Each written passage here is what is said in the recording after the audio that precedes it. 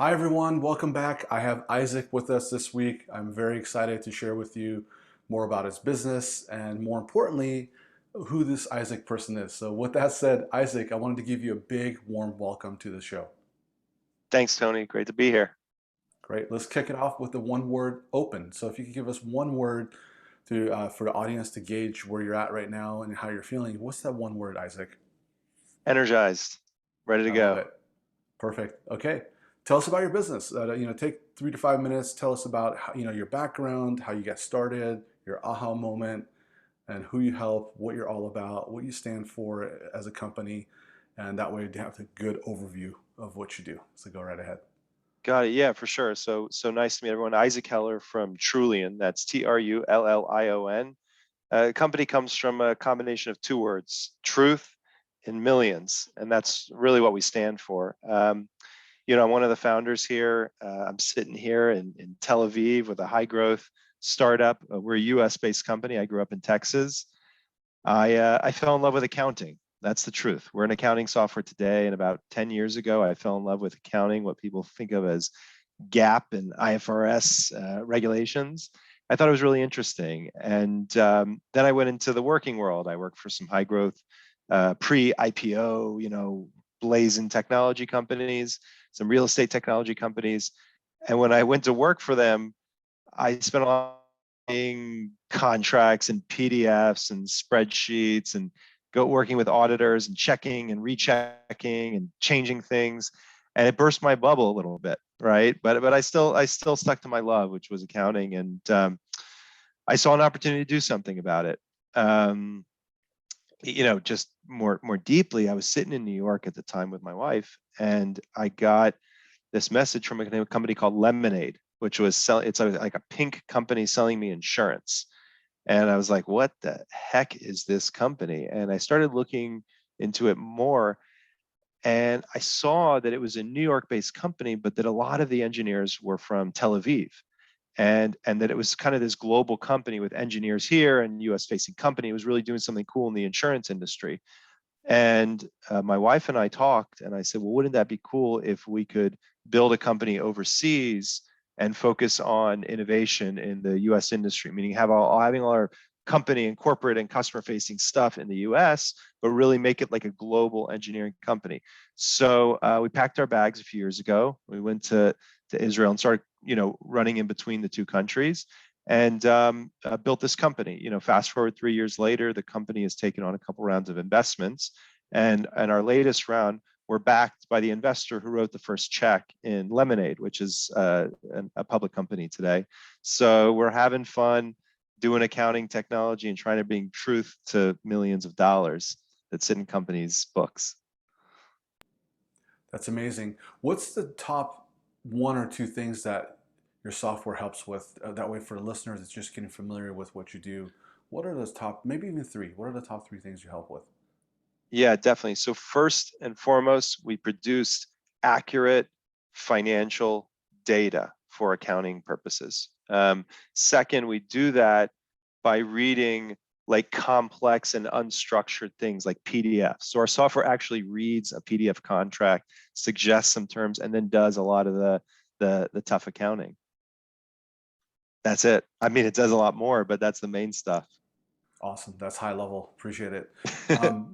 Really cool. So talk to us about a recent win. It's probably maybe your recent funding. If you're, and I know it's public information. If you want to just kind of share with the audience how much it was, if you want to.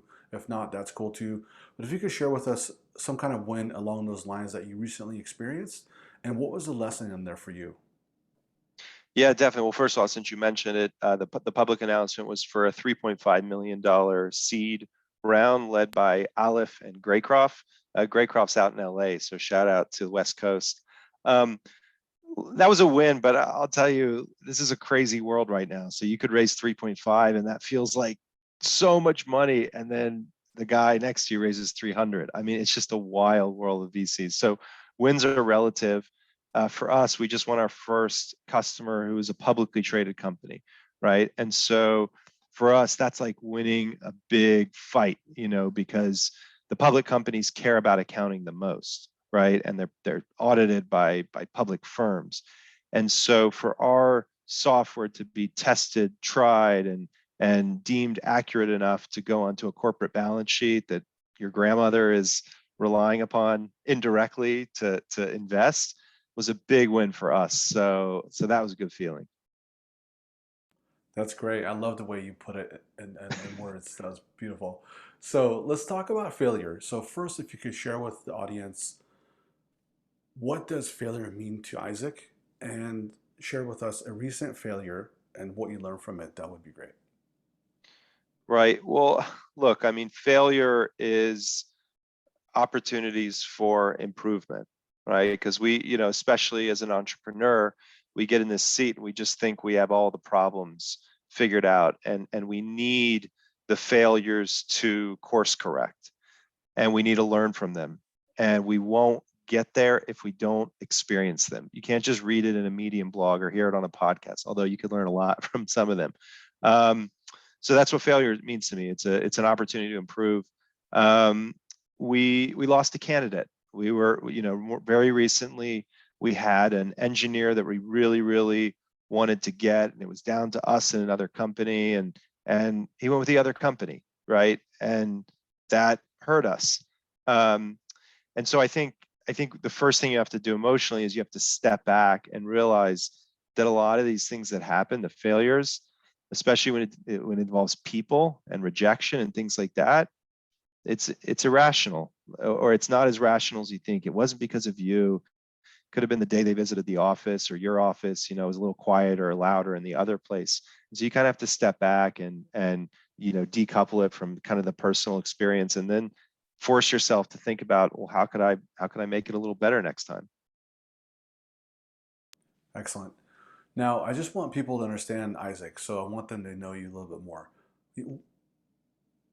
What does Isaac stand for? What do you stand for when it comes to business? Like, what's that one strong narrative that's really close to your heart? It's truth, right? Trulian is based on truth. Since I was a kid, I was a truth seeker, right? I kept saying, Mom, that's not fair, and she would say, Isaac's life's not fair. But I really thought, well, you could make it more fair, you can make it more true. So um, it's for us, it's about truth and accuracy. We think there's value there.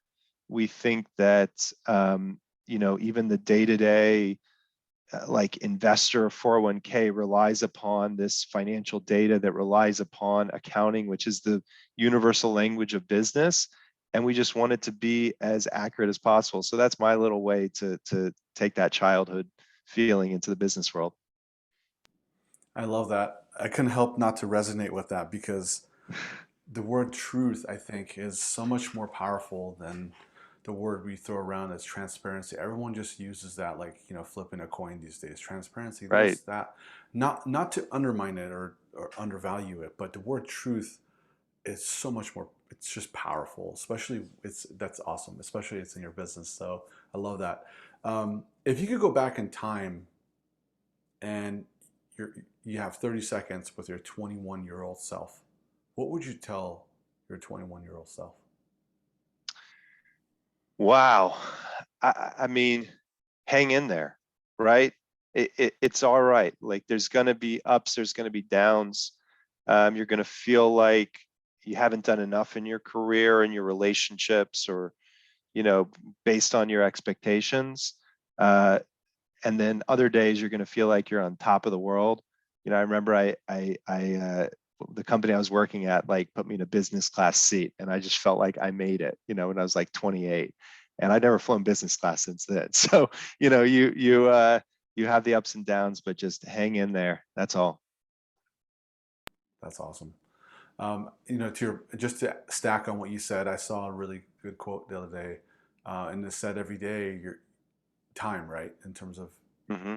value and stuff. We have 86. I even wrote it down. 86,400 seconds deposited in our life every single day, and it gets all used up no matter what. So you got to use time wisely, and just to stack on what you said as well. Love it. Yeah, very cool. So what's that one question? When you're talking to investors, employees, potential clients, and existing people, or whenever you give a talk like this, what's that one question that people should be asking you, but they seldom ever do? Oh, well, I mean, that's a good question in itself. I think that um, I would say why, right? Why? So, I mean, the famous thing I remember learning about is like the Japanese business culture where they asked why 5 times. I don't know about 5 times, but a lot of people don't ask why. Challenge someone to see how they think about something. It's easy to give an answer. It's hard to clearly articulate how you arrived at that answer. What was your logic? How would you apply that in other situations? And so you just got to dig down one layer deeper, say why. That's great. Perfect. Um, how could our listeners get more information about your company, or if they have any questions to follow up with this conversation, let us know how we can get a hold of you. Yeah, definitely. Well, we're out there, right? It's 2021. I'm on Twitter. Nobody follows me, but you could. And I'm on LinkedIn. Some people engage with us. Um, Company is Trulion. So it's like Trillion with a U, Trullion, Trulion.com. We're on LinkedIn, we're on Twitter, we're on Facebook. That's it. I'm in the entrepreneurial ecosystem. I'm in what you would call the fintech or financial technology world. We have fantastic investors, fantastic employees between the US and Tel Aviv. And like at this point in my career, pretty open to helping and accelerating other people's careers if we can catch each other. I love it. That's really Yeah. powerful for you to put that out there. Thank you very much. If you Yeah. could sign us off with a one-word close, Isaac, what would that be, and also why? Yeah. I'm optimistic, right? Like there's no other thing you can do. I mean, we just had a really tough year in the world, or I guess last year. But we had a baby daughter in the middle of the year, right? Here in Israel and Tel Aviv, right when COVID eased up, it was a little bit tough the past few weeks. There was rockets, there was sirens. We were in the bomb shelters, um, and it's kind of settled, and we're back in the cafes and stuff. And so I'm optimistic. Like there's just been too much doom and gloom. We don't have a lot of choices. We just gotta shine. I love it. Thank you very much. I appreciate your time. And there you have it, folks.